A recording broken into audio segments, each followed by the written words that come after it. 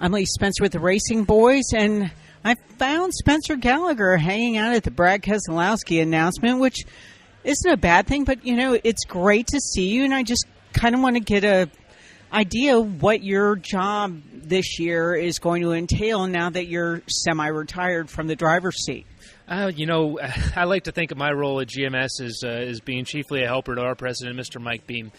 He's the man with the plan, the vision, and the one that makes all the race cars go fast. So day in, day out, I'm here to take care of whatever problem he needs tackling that day.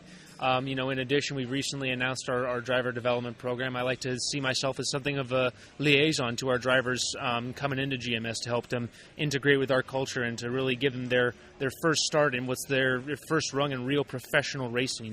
That's a big lifestyle change, and as someone that's gone through that, that entire process from start, I think I can have some valuable insight to offer the rookies that'll be coming in. So looking forward to it. Big things happening at GMS this year, and I'm just excited to be part of it. Now, when did you guys go all in with developing a K&N Pro Series program? This is actually a program that I will say has been in talks since probably about the middle of last year.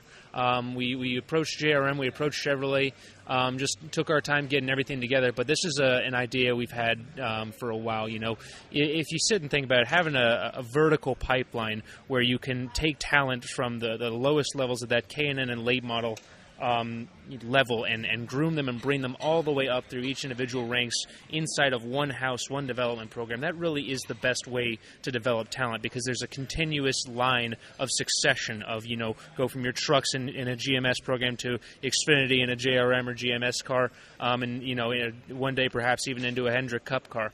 And I think that's something that the Chevrolet camp has been looking for, and we're glad to provide it.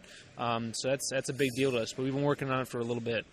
Is this something that was discussed in the halls of General Motors? Because we know what Toyota has been able to accomplish bringing up their youthful pipeline, and we know what Ford did jumping on board, trying to do the Team 60 deal next year. It seems like Chevrolet is kind of the last one to come on board.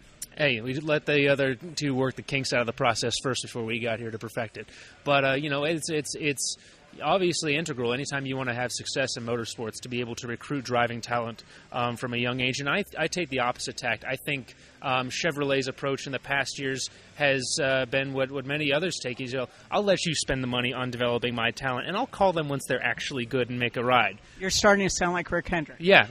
Listen, Rick Hendrick's successful for a reason. He had the right idea. You guys spend the money on developing that talent. I'll call them up once they're ready to come to a real race team. And, that worked for a long, long time, but it's 2019. You can't get away with that kind of attitude anymore. You have to have that winning attitude from the ground up and not leaving anything on the table, because anything you're leaving on the table is something your competitors are picking up. So we're here to edge them out at every level.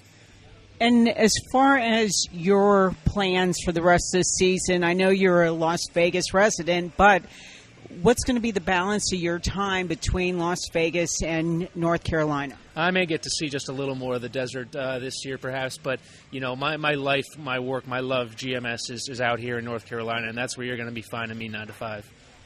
Any chances we could see you in a car at all going forward? I haven't said no yet, so who knows? Maybe we'll get lucky. We hope we see you soon, Spencer. Thanks, Lee. Appreciate it.